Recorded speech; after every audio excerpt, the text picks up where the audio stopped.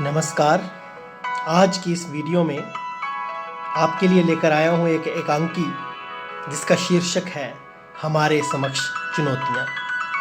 इसमें विशेष रूप से हिमाचल प्रदेश के संदर्भ में वर्तमान चुनौतियों को एकांकी के माध्यम से प्रस्तुत किया गया है। तो आइए शुरू करते हैं आज की इस एकांकी को। मंच से एक व्यक्ति के रोने बिलखने की आवाज़ आई, मुझे बचाइए, मुझे बचाइए, और पर्दा उठता है। एक व्यक्ति हतप्रभ अवस्था में खांसते हुए मंच पर पहुंचा। हिमाचल कहता है, वो देखो, वो देखो, वो आ गया, वो आ गया। और आता कौन है? प्रदूषण। काली वेशभूषा में एक व्यक्ति हाथ में कटोरा उठाए हुए आता है जिसमें कोयले में डाले गए प्लास्टिक के जलने से बदबूदार धुआं उठ रहा है। हा हा हा। ऐ देवभूमि, ऐ हिमाचल, क्यों लगी ना खांसी? आया मजा, मैं हूं प्रदूषण। देख तेरा शीतल जल, भूमि, वायु और संस्कृति सबको मैं अपनी जकड़न में ले सकता हूं। हा हा हा हा। इतना कहते ही वह पीछे दौड़ता है हिमाचल के। हिमाचल कहता है, दूर हो जा दुष्ट, मेरी जनता तुझसे लड़ेगी, तेरा विनाश कर देगी। इतना सुनकर प्रदूषण भयावह मुद्रा में आते हुए कहता है, अरे कोई नहीं बचा सकता तुम्हें। तभी बेरोजगारी भी उसी भयावह मुद्रा में प्रवेश करते हुए कहती है, मुझसे परेशान हर नौजवान, मुझसे परेशान हर नौजवान, मुझसे कांपती दुनिया, बेरोजगारी है मेरा नाम, बेरोजगारी है मेरा नाम। हिमाचल ये सुनकर कहता है, मैंने तो शिक्षा का खूब प्रसार किया, फिर भला मुझे तुम्हारी क्या चिंता। सुनकर बेरोजगारी कहती है, अरे लाखों शिक्षित बेरोजगार मेरी सेना में शामिल हैं, मेरी सेना रोज बढ़ रही है, अब मैं तुम पर राज कर सकती हूँ। हा हा हा, राज। इतना कहते ही वानर सेनापति भी मंच पर प्रवेश करता है और कहता है, उजाड़ दूंगा सारी फसलें, बाग बगीचे और खलिहान, लाखों में है मेरी सेना, हमसे हर हिमाचली परेशान, हर हिमाचली परेशान। अरे हिमाचल, जरा देखो मेरी सेना, जिसमें जंगली सुअर, पक्षी, छोड़ी गई गायों की फौज भी है। अब तुम्हें बर्बाद होने से कोई नहीं बचा सकता। हिमाचल वानर सेनापति को कहता है, मैं इससे नहीं घबराता, मेरे पास असीम वन संपदा है, तुम वहां जाओ, वहीं खाओ, मेरी जनता को परेशान मत करो।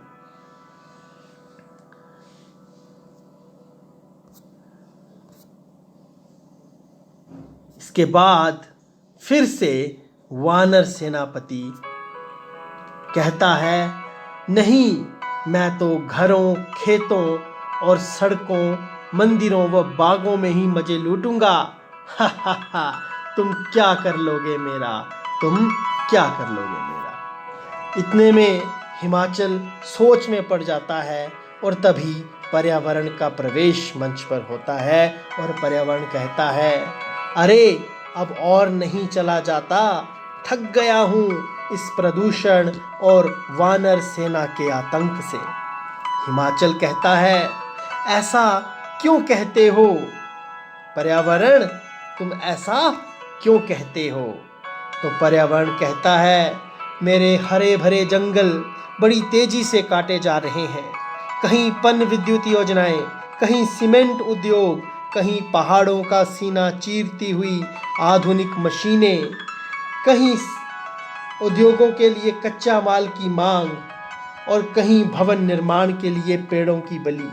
न जाने कितने पेड़ एक एक करके कट चुके हैं, अब तो यहाँ जलवायु भी बदलती जा रही है। हिमाचल कहता है, तुम्हें पता है कि उच्च न्यायालय ने हरे पेड़ों के कटान पर पूर्ण प्रतिबंध लगा दिया है। यह सुनकर पर्यावरण कहता है, प्रश्न चिन्ह लगाते हुए, क्या कहा? प्रतिबंध है? लेकिन जहाँ जागरूकता का अभाव है वहाँ आज भी अंधेरा ही है। खनन के कारण भूजल का स्तर और नदियों खड्डों का जल स्तर गिर गया है। यही हालात रही तो प्यासे मरेंगे सारे लोग, प्यासे मरेंगे सारे लोग। इतना सुनते ही प्रदूषण पुनः प्रवेश करते हुए कहता है, अरे कैसे जिंदा रहेंगे तुम्हारे लोग? मेरे साथी तुम्हारे पर्यावरण में जहर घोलने में व्यस्त हैं। ये धुआं उगलते वाहन, फैक्ट्रियां तुम्हारा दम घोंट देंगी। ये जल स्रोतों की गंदगी, शौचालयों का अभाव, जहरीले रसायन, उगलती फैक्ट्रियां जल को जहरीला बनाने में कोई कसर नहीं छोड़ेंगे। इतना सुनकर हिमाचल कहता है, मेरी जनता जागरूक है, वह मार डालेगी तुम्हें। तो प्रदूषण इस पर कहता है, किस किस को मारोगे?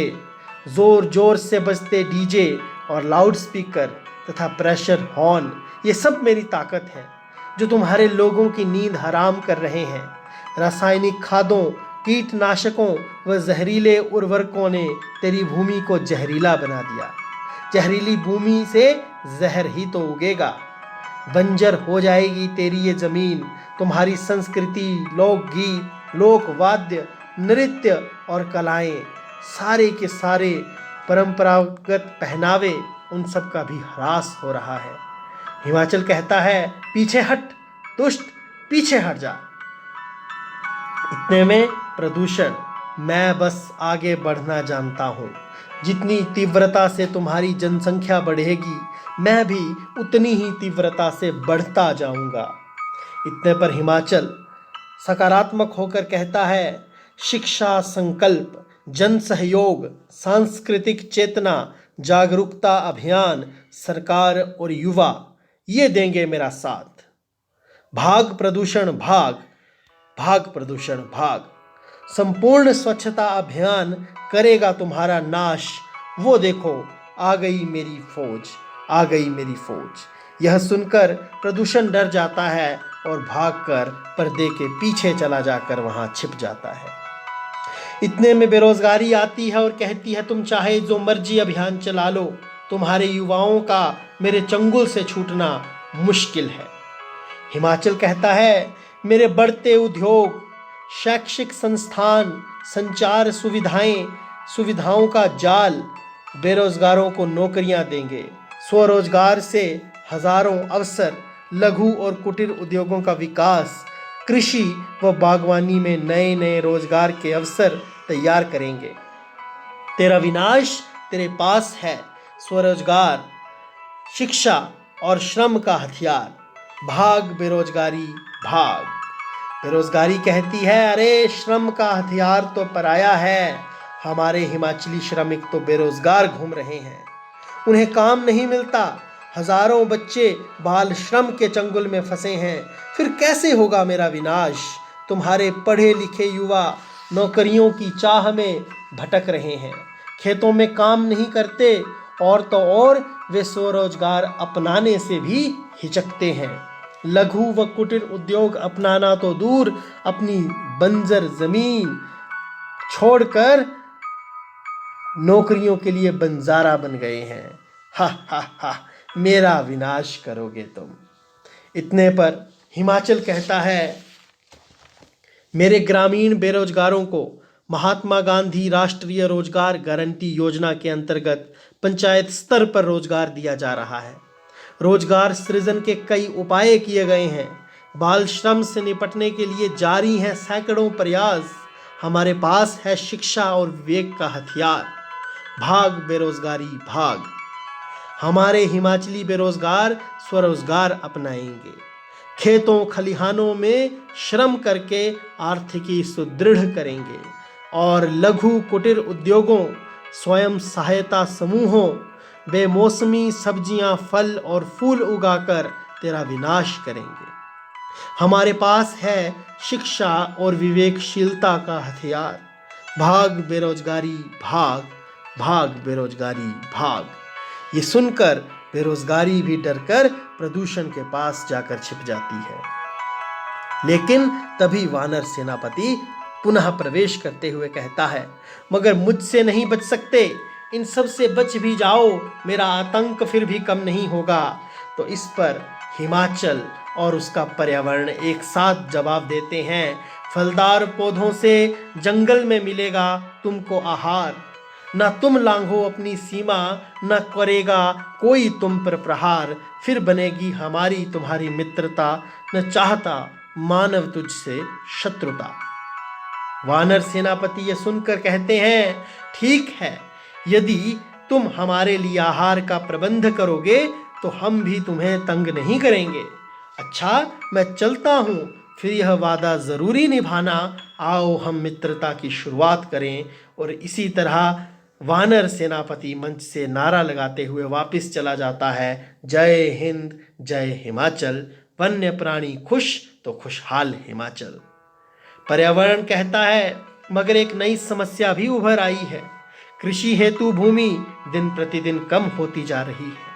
बढ़ते मकानों, उद्योगों, बंजर छोड़ी जा रही जमीनों के कारण कृषि भूमि कम होती जा रही है।